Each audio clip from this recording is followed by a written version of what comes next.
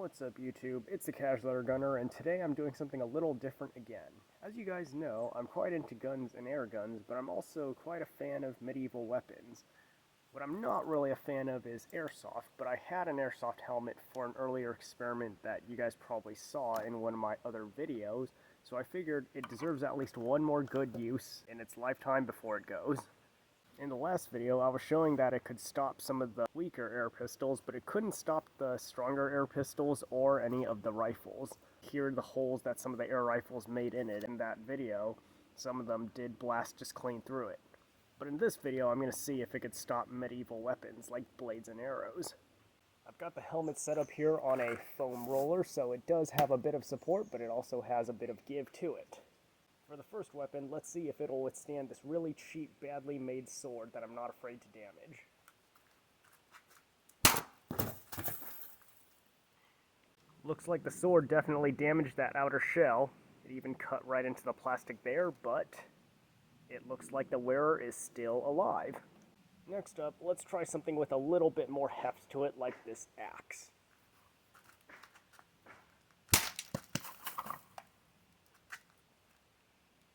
That doesn't look good.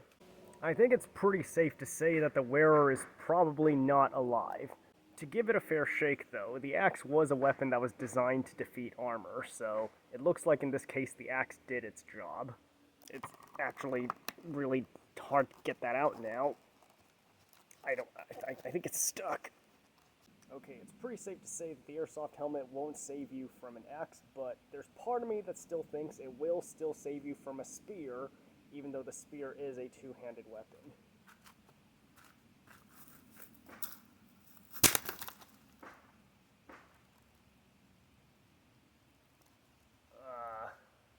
I think I might have hit a weak spot there.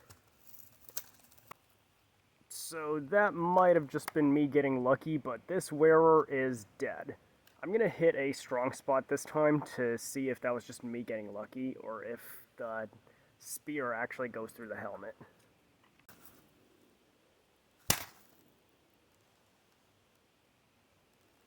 Well, lo and behold, although the spear does penetrate the helmet, the outside at least, if you don't get lucky and hit a weak spot, the wearer is actually still alive.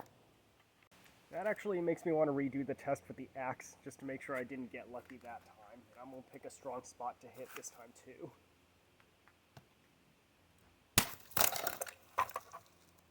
He's probably horribly concussed, but definitely alive. Now this is the test where I really don't know what the result will be, but I'm going to hit it with the 150-pound hunting crossbow, and we're going to see if that arrow goes through the helmet.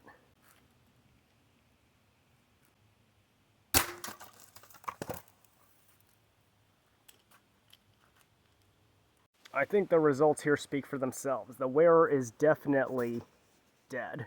This does make me curious to see if I could get an arrow to go through both sides of the helmet, though.